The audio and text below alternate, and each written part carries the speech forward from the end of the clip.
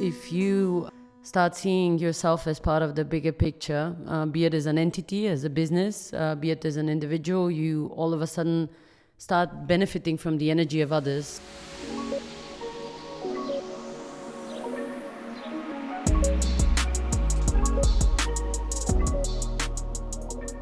Lubomila Jordanova is the co-founder and CEO of Plan A, a software provider offering solutions for businesses to reduce their emissions and improve and report on their ESG performance.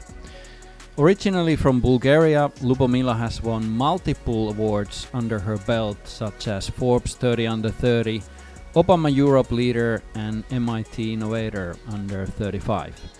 In this episode, we hear how Lubomila has evolved to manage her well-being and what role vulnerability plays in her leadership. Welcome on board. This is Talks of Imperfection.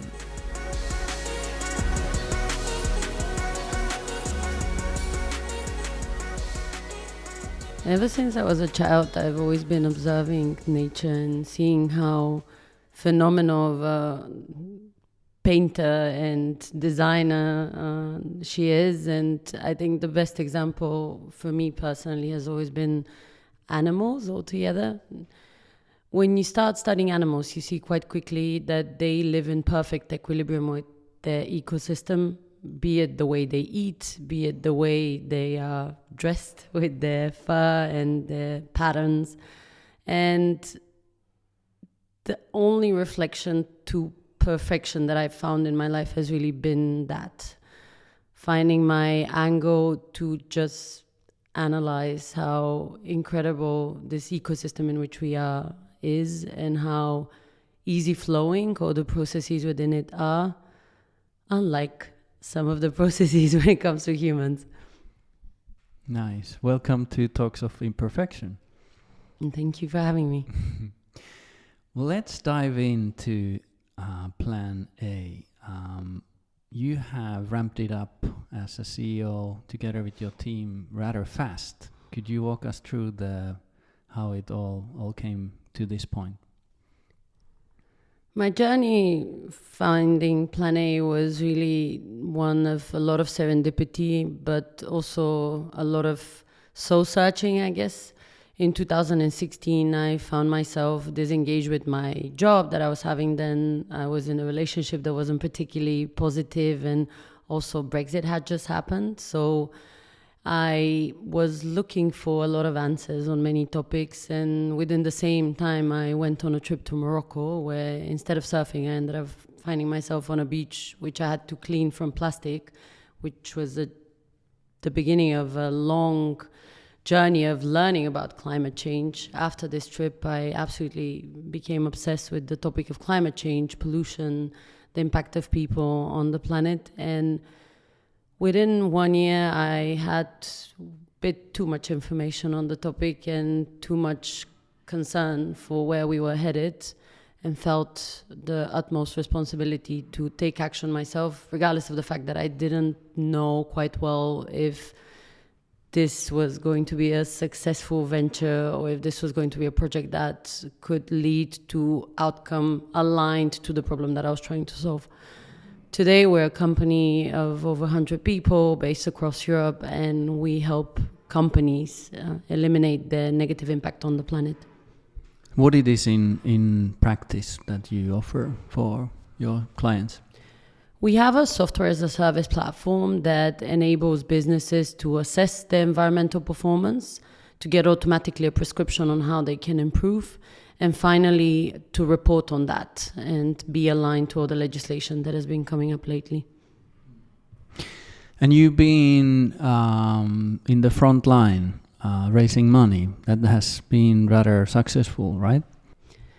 Yeah, we've been out there for quite a while, and I think we've learned about the fundraising process from various angles. 2017, 2016 was certainly not a time when fundraising for a climate tech startup by a single founder that was female was a common setup, and that definitely created a lot of friction for the first 2 years of the company. I didn't pay myself a salary for that time, and also didn't have a lot to offer to people that were working with us. We had quite a lot of volunteers, but not necessarily a lot of full-time employees, because my savings were what we were living off. And later down the line, 2 years ago, we went into a seed round and then Series A, and also later on more, which was possible because the market allowed itself for the last few years to learn a little bit more about climate change, about sustainability, about the part that technology is going to play in addressing that. And today, certainly the reality looks a lot different for anyone that is finding a company in comparison to where we kicked it off. That's an interesting personal journey as well for you as a founder and a CEO. After raising 15 million, how did you build your own emotional and psychological capacity to hold more? The challenges in the beginning of the Plan A journey definitely created a lot of resilience in me, and even more commitment to the cause that we were working on, because it felt so helpless for so many.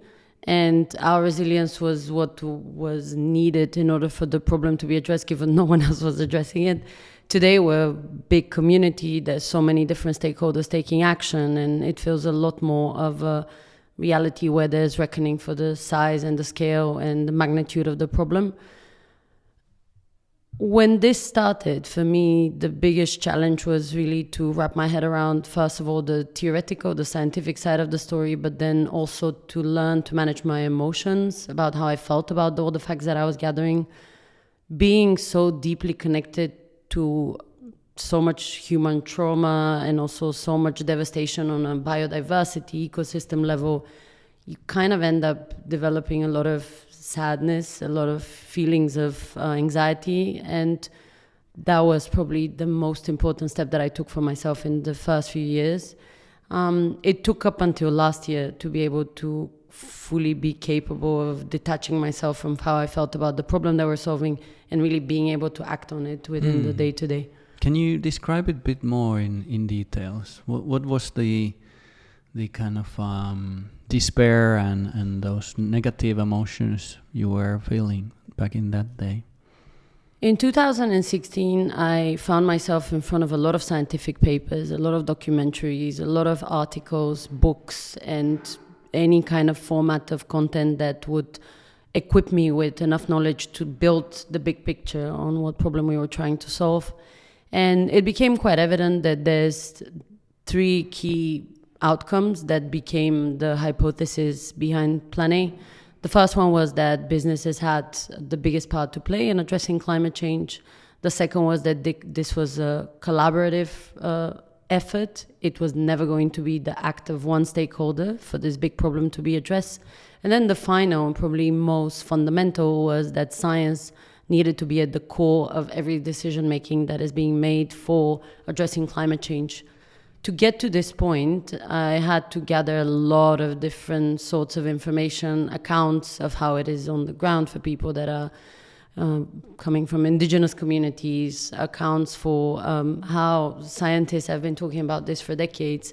And when you pile up all of this information, you end up with a lot of human suffering that is really clearly defined, written about.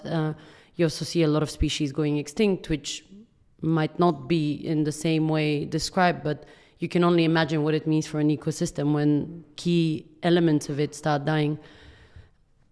I'm a compassionate person. I'm someone that is sensitive and deeply connected to their emotions. And what this meant that while going through this information, I was really suffering a lot. But what kept me going the whole time was that I was not the one suffering today. And I had a responsibility by knowing to take an action so that hopefully suffering stops or at least is reduced to the minimum.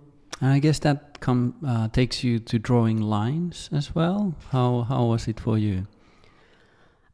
I'm someone that is quite strict with themselves, and that has been translated in my day-to-day with the routines that I have for doing sports, with how I eat, how I sleep.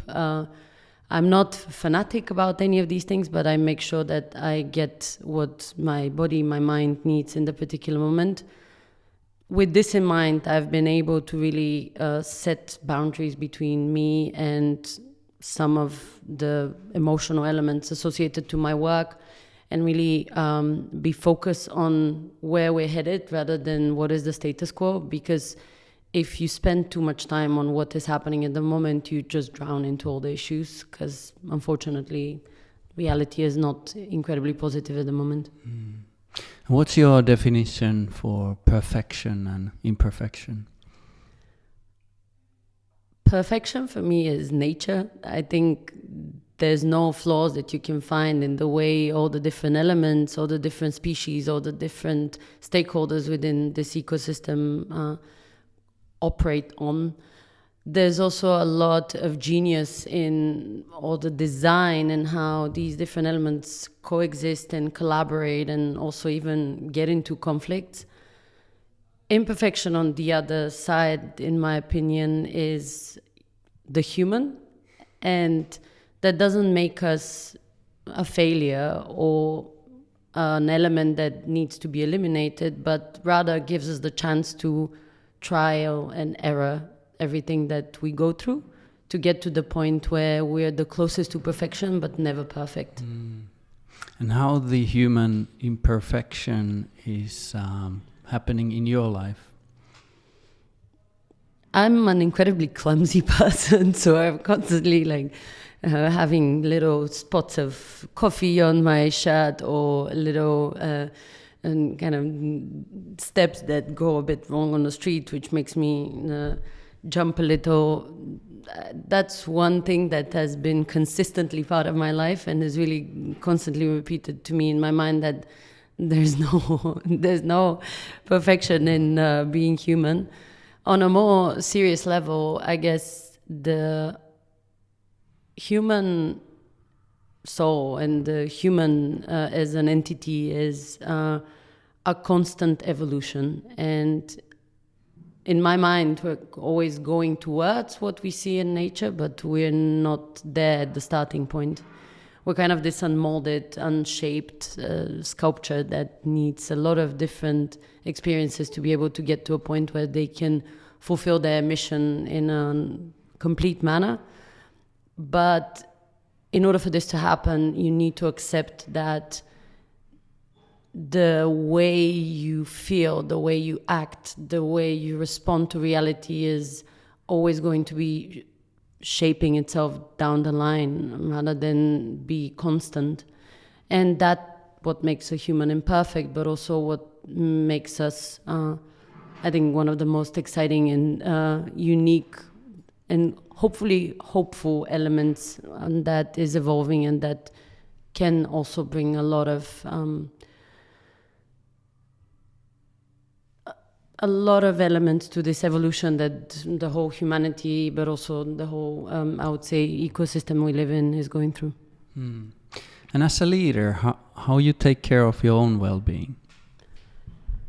That's been a battle because I didn't have a proper definition for this in the beginning. I jumped into building my own company at a time when I had 4 or 5 years of work experience, but I was not shaped as a professional to a level where I would be able to have these strict rituals that would be keeping me sane and hopeful and constantly enthused by all the things that I was doing. I didn't take care of my body for 2-3 years, and I can say this with full knowledge that probably many people listening also don't do that because they're constantly intellectually stimulated by their work, by the wish for accomplishment, and by this constant strive to be creating impact. But 2 years ago, I really learned that the most important thing I need to focus on is finding balance for myself, because this is how I can contribute the best to Plan A, to my team, to the cause that I have.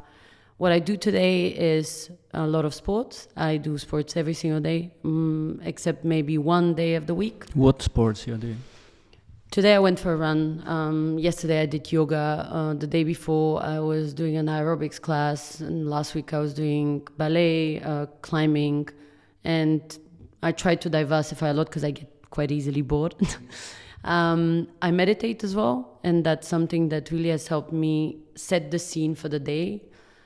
The way a bad day can kick off is when you don't take charge of it at the get-go, and meditation really helps me define what's the mood, what's the construct, what's the concept with which I'm kicking things off. Is there a specific school of meditation you're following, or? I've been testing a lot of things like high frequencies, also listening to a lot of powerful lectures by Sadhguru and also a few other thought leaders. Also have been seeing what Deepak Chopra did with his meditation class. I've been experimenting a lot. I don't think I'm at the moment defined. What I definitely always listen to though is how my body feels and what do I feel I need, because sometimes you wake up a bit anxious, sometimes you're a bit stressed, so you really need to align to that. And I know my boundaries with these things, so when I feel like I can push, I get on a 20-minute meditation that is quite high intensity, high frequency sounds. When I need just a lot of guidance, I just pick the one that is 10 minutes and there's someone that doesn't stop speaking, so that I keep my mind to the point. What about vulnerability?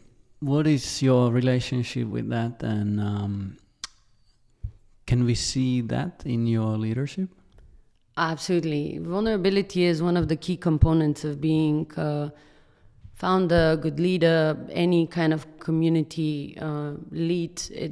You don't need a label to be vulnerable, and you need to use this because I think it's one of the superpowers that humans have.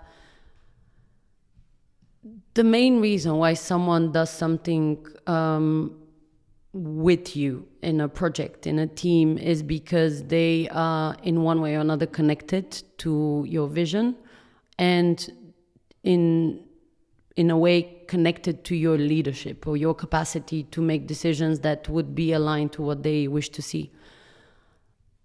Vulnerability in the context of climate change, and especially in the context of building Plan A, has been quite crucial because it has since day one allowed for many people to connect to the topic because they would trust we would know what we're doing, but also it would allow them the space for themselves to be vulnerable. On a second level, it has allowed many of the businesses that we work with to understand that this is a lot bigger than simply some money moving around and some software being built. This is really the transformation of a whole system and on a whole economic model that is fantastic, but it just needs a reboot. It needs additional KPIs. It needs to be taught in a different way, because otherwise we stand against the reality of humanity disappearing. And finally, it has been powerful because it has brought a lot of trust in the reasons why we're doing what we're doing. We have the factual kind of evidence of how we've been focusing on this before it was cool, because we just started the company in 2016-17, and we've been doing a lot of also community engagement, educating people without getting any compensation for that. But down the line now, when people are a bit more awoke to this reality, it has really helped us shape a whole community of green tech companies, but also a lot of industry leaders that are shaping how sustainability looks on a corporate level, and essentially allowing for everyone to feel like they're in this bubble that stands the chance to shape how people think in the coming years. And on a personal level, do you recall any kind of moments of vulnerability? All the time. If you ask my team, I have been so many times in tears because of success or because of some situation that maybe didn't feel right, or some conflict that I have seen maybe outside of the boundaries of the company. But I really take to heart any of these moments when there's injustice and also there's some sort of a behavior that might have been skipped or situation that could have been avoided. Many. I can think of how proud I felt when we had our a few key employees that just got confirmed, and they're going to be starting in the coming months. And some of them come from the biggest companies in the world. They're literally taking a massive paycheck cut, but also they're really going for something that is in a value-based way, defining their future, and they feel a lot more aligned to it. But just these kinds of moments are shaping the fate of the company, and I always get really emotional because I know that it is not the reality that we had 4 or 5 years ago. It is not the reality we even had like a year ago, where we can now confidently go out and get these people and move on to the next big agenda. And what does it mean to you to work for a cause bigger than yourself? From today's perspective, it feels like it's the only way. I don't think I would ever be able to simply work for the sake of work. Plan A and the activities of our work really penetrate my day-to-day, but also my time off, and not in a way that I'm stressed about work, but more I come up with ideas within my free time. I also have a lot of friends that are from the realm of green technology that also part of my personal kind of group, and it just is so exciting to be working on something that feels and is so important, because you know that your skills, your time, your effort are not going to waste, and they're going towards something that is fundamentally shaping a whole generation, but also the ones that come after. And it just excites me always to see how people change after they've interacted with us, after they started working with us, and to see these milestones of our clients as well, because that shows that, you know, it's working. What kind of changes do you see in their behavior? On a more qualitative level, after giving all the speeches that I've given, I've now received hundreds of messages where people would tell me that they've decided to focus their work on sustainability within their existing company, or quit their job and move into sustainability, or kick off something on the side that is related to the topic. On a more quantitative level, we by now have been able to reduce on average by 7 to 9% the emissions of our clients. And that is the result of them understanding the value of taking action rather than simply doing an assessment and preparing a report. We have been pushing a lot of these changes through the product, but also through a deep understanding that this fundamental shift that businesses need to go through needs to be broken down into steps, and it needs to involve all the different stakeholders within an organization. These two sides of the story, the qualitative and the quantitative, are constantly reappearing on daily basis within our reality, and that's, I think, what keeps the whole team going forward. And what does success mean to you?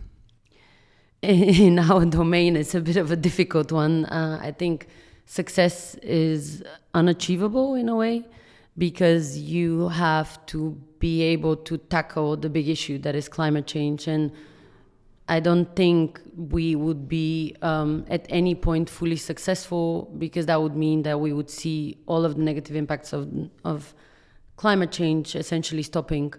On a more practical level, I do take the chance for every little win that we have, be it by new companies signing up with us, be it by a new employee joining, be it by just us having a milestone with the product to be celebrated.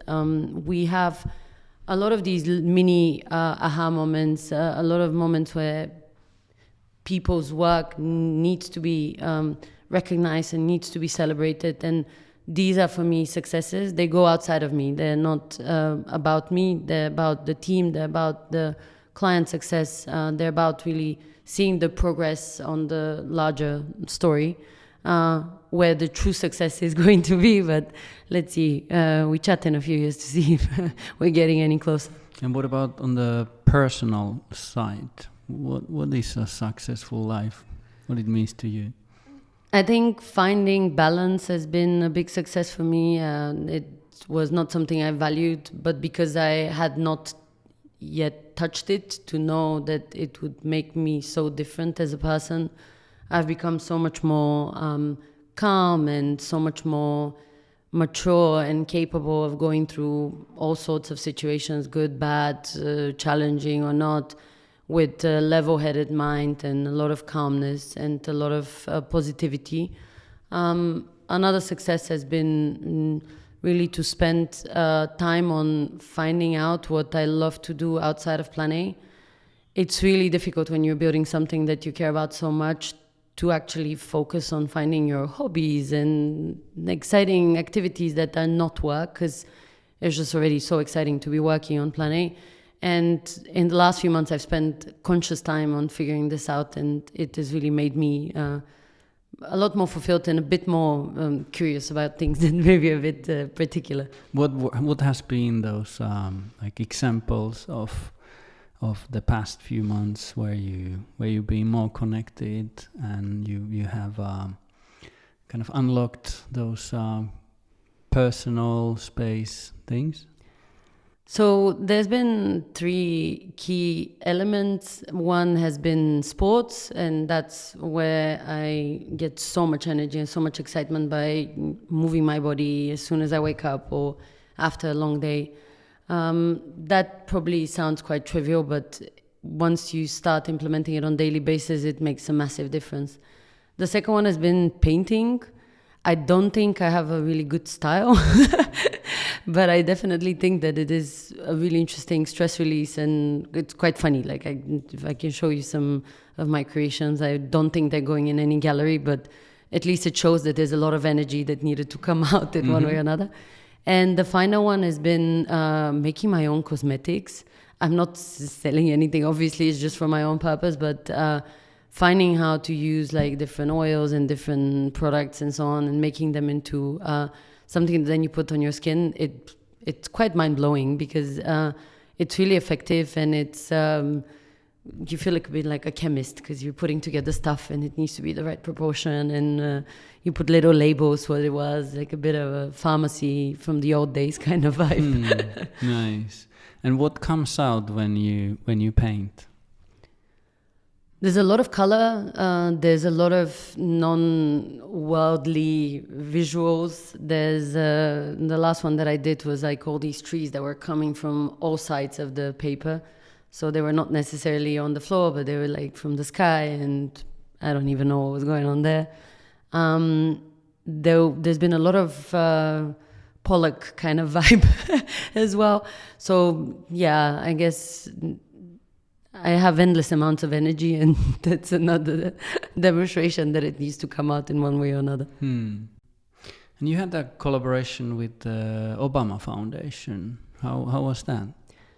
Well, it was more of an honor rather than a collaboration, because they selected 30 people from Europe as Obama leaders, which signified the commitment that we've all made to a different social cause. Mine, of course, was climate change, and I was one of the few for-profit entrepreneurs within the group.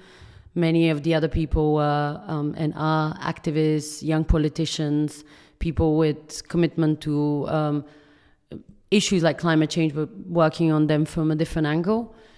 It was absolutely fantastic, and I think it was an incredible blessing coming at a very particular time for Plan A, because being a founder is not the same as being a CEO, and this transition can also go quite badly if not managed well. I've had the benefit of having mentors down the line, but that was a 6-month course that was every single week taking us to 2 to 4 hours of leadership classes that were very practical but also quite inspirational.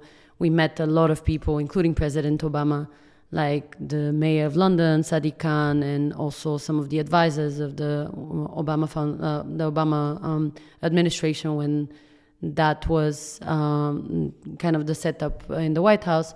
And that gave to all of us a lot of context of how being a leader quite often carries the same kinds of challenges, regardless if you're working in the realm of activism, politics, entrepreneurship, business. It's always about how do you manage your emotions? How do you manage your stress, vulnerability? How do you create space for yourself by making sure that you're not too committed to others without being committed to yourself? And it also gave us a really good confrontation with the reality that there's no case where any of these causes and any of these social issues that all of us were working on is ever going to be addressed if there's no true understanding of the importance of every single one of the stakeholders and the collaboration between them. And that was for me a big revelation, because I have been working for now 5-6 years on supporting businesses to transform, always with a lot of respect to science, always with a lot of respect to any other perspective, but always shying away from thinking like about maybe, politics needs to also be part of the conversation, or activists also should be part of the conversation, because that always seemed to politicize the engagement with businesses. I still think there's a fine line that you need to manage and to make sure that there's an unbiased approach to supporting businesses, but listening in and understanding how these stakeholders think also helps you navigate reality a lot better. Did you have a chance to spend some personal time with President Obama? Yeah, I was incredibly lucky also to be one of the first people that he approached when we had our meeting with him in Copenhagen. So how it happened was, first of all, we had one Zoom session with him where we met him for 1 hour. But then 2 weeks later, or 3 weeks later, we were able to meet him in person for 2.5 days, which is quite significant. The first engagement was at an evening cocktail. That was a more informal part where he told me that I have a great voice. And on the next day, I was one of the people presenting to him about the role of greenwashing and what are the challenges related to communication around climate change. And we also had a 10-person roundtable where we could exchange for half an hour. So quite a few small pockets of excitement with him, and certainly a fantastic opportunity to see how much of an honest and also authentic leader he is. He was exactly as we've seen him in any of his online engagements, in any of his offline engagements. He is committed. He talks about values. He doesn't go into the day-to-day. He really thinks of the transformation that our society needs to go through. So inspiring moment. Absolutely, yeah. Probably one of the most inspiring. I remember thinking to myself the moment when the event was finished, how grateful I am for this rocket launch button that was clicked for me, and how there's nothing that I should allow myself to limit me going forward for Plan A, because there's no need to make excuses that we've been able to accomplish something. As long as you don't do it with ego, you're humble, you stay committed, then there's no wrong way in doing it. What is the most significant professional trauma, and what did you learn from it? We had one case when someone left the company at a stage when we were fairly few because they were burned out, and that was something that I hadn't even noticed, and I felt like I had failed as a leader when that resignation came in.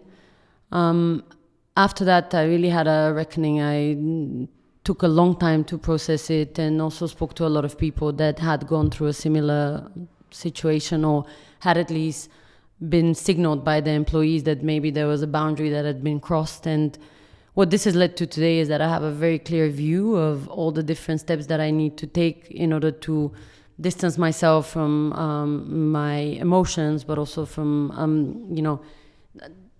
assuming that someone is the same as me, because I now know myself and I know how to recognize others by being themselves. And that has helped me really not get into any of these situations ever since.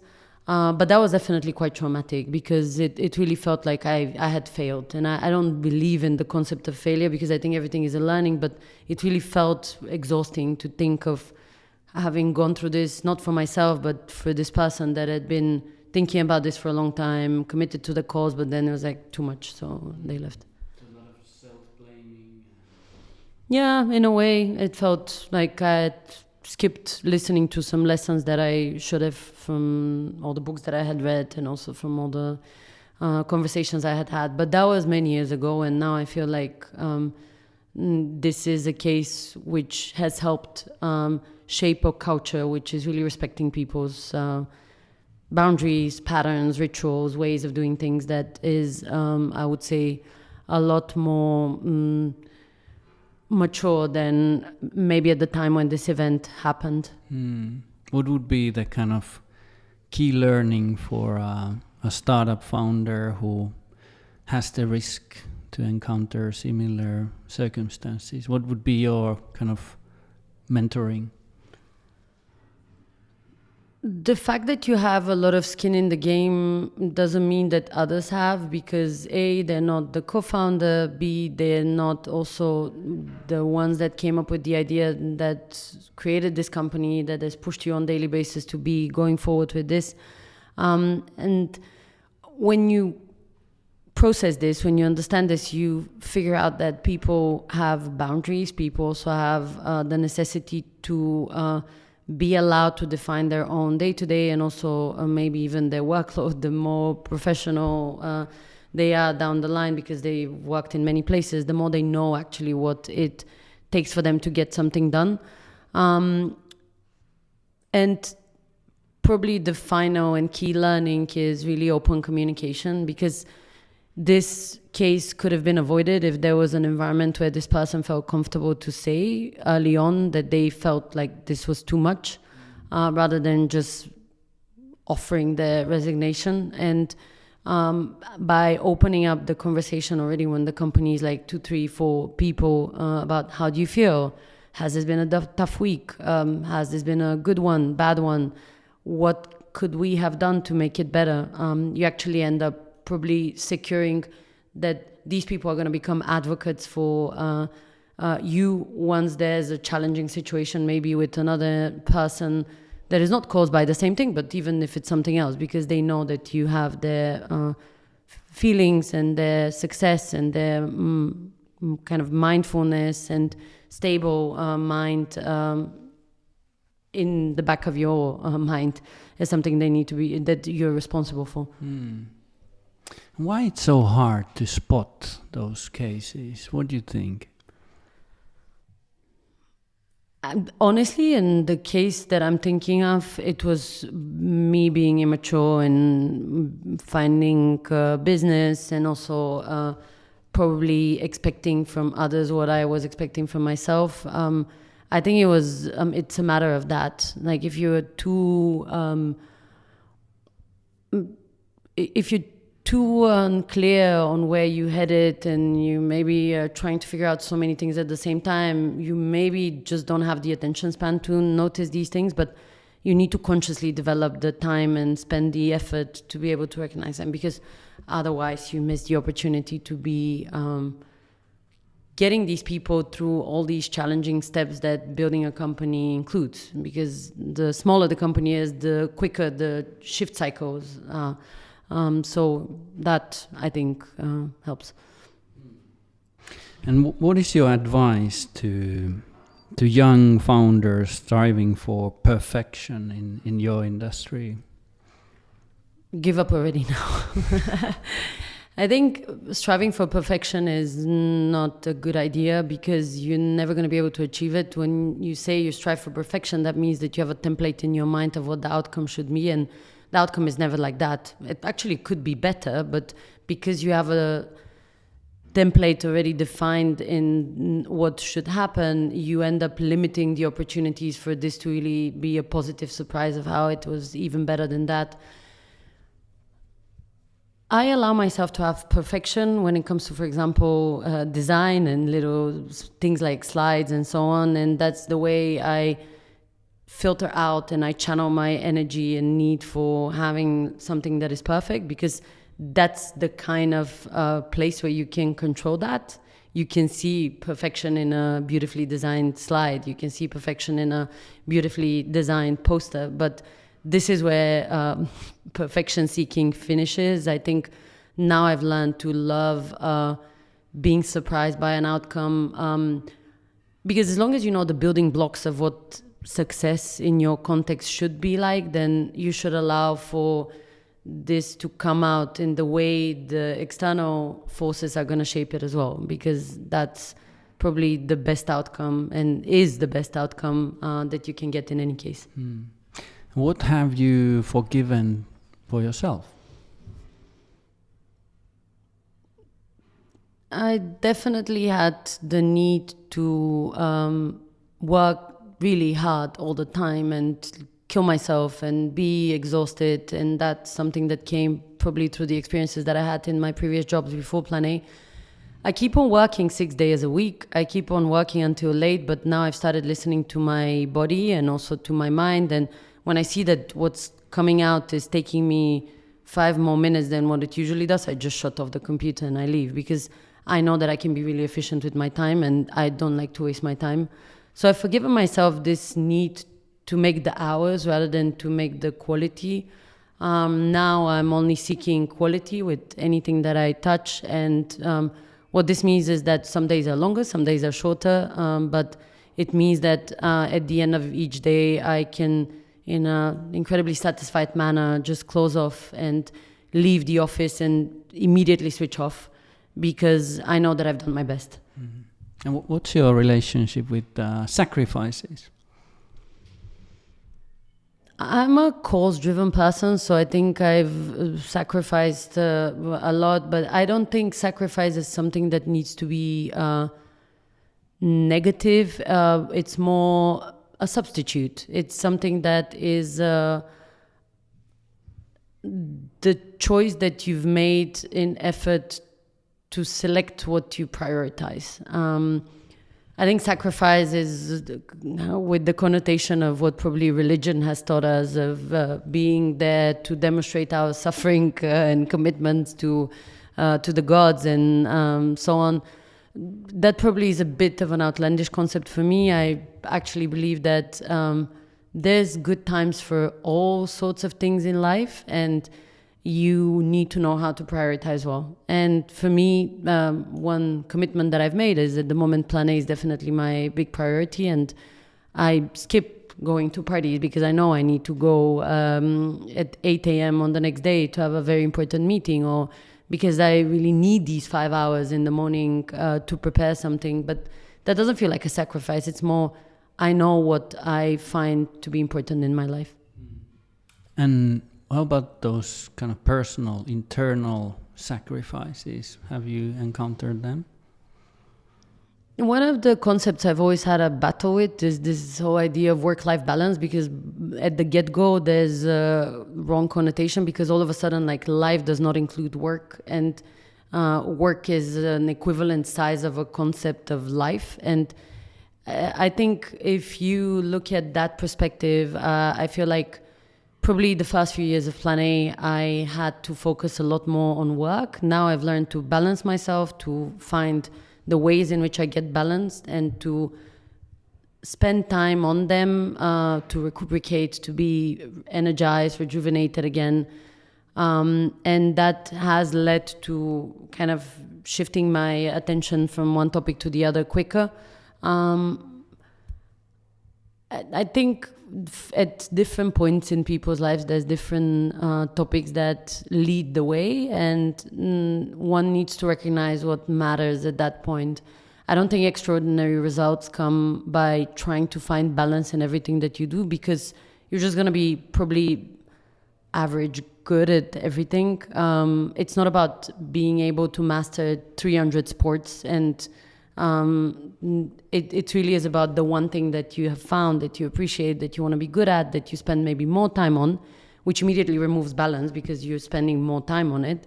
And then finding your way in keeping yourself sane, keeping yourself sociable. I think it's really important to connect to family, to partners, to whatever you like, to friends, whatever drives you on that personal front. but knowing that the better results come from this unbalanced relationship you have with one particular activity. And for me, this is planning. They're saying that we should work smart instead of hard, but is it really possible to attain success without working hard?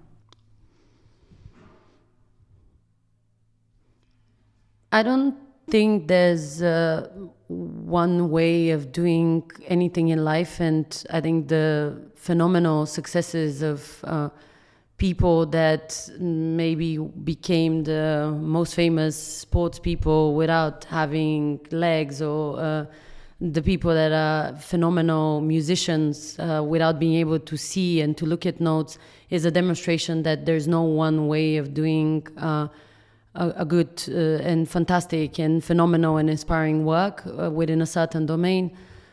I do think that being studious, being committed to something is always going to push you a little bit to be extra excited about it, which might lead to the additional hours. There's the concept of the 10,000 hours by Malcolm Gladwell, and there's also other concepts related to the principle of the three, where you have three parts essentially of the definition of a success. The one is that 1/3 of the time you're always going to be achieving extraordinary results. The second part of the time you will be doing average, and then you also need to accept that the third part of the time you're always going to be underachieving. There's a lot of ways in which you can look at this. I think the most important is, and that's the fundamental first step before you start claiming fame for anything, is learning yourself and learning about yourself and spending time to connect the dots between the different circumstances in which you've lived and you've been, to understand the true driving force that is within you. It comes from where you come from, it comes from your family, it comes from the circumstances in which you've been brought up, and all these different dots are there to pace for you where you're headed. As long as you know that, you also are going to know how you work and what brings you success.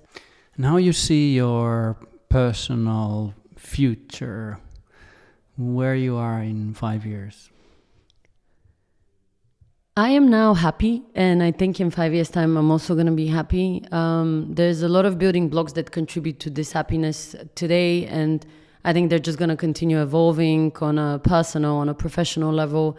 But ultimately, I think now I've gotten to a stage where I know myself. I know the kind and nice person that I am. I know my vulnerabilities. I know what is emotionally triggering me. And with this knowledge, I'm equipped to navigate life in I would say, quite of a calm, peaceful, and positive way. I feel incredibly honored to be working on what I'm working, and to be able to share with people knowledge, to see how inspired they are by the day-to-day activities that we have within Plan A, within the Green Tech Alliance. So in 5 years' time, this is just going to be amplified further, and I think we would be connecting the dots on a world level rather than on a European, like we're doing today. What are you fighting for? Have stopped fighting.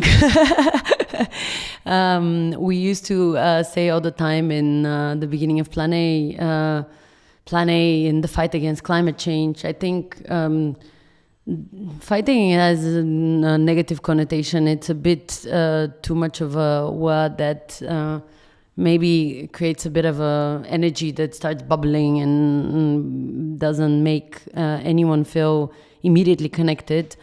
I think what I wish for is really seeing people happy. I know this is quite maybe corny and a little bit unrelated to the day-to-day activities that we have, but it kind of is, because if you start seeing yourself as part of the bigger picture, be it as an entity, as a business, be it as an individual, you all of a sudden start benefiting from the energy of others, because you can connect to them better, you can be more aligned to their outcomes, and then again you gain efficiency, you gain trust, you gain prosperity in a more effective manner. Beautiful. Thank you for joining the Talks of Imperfection. Thank you for having me. No, it's a big pleasure to speak to you. Likewise, thank you.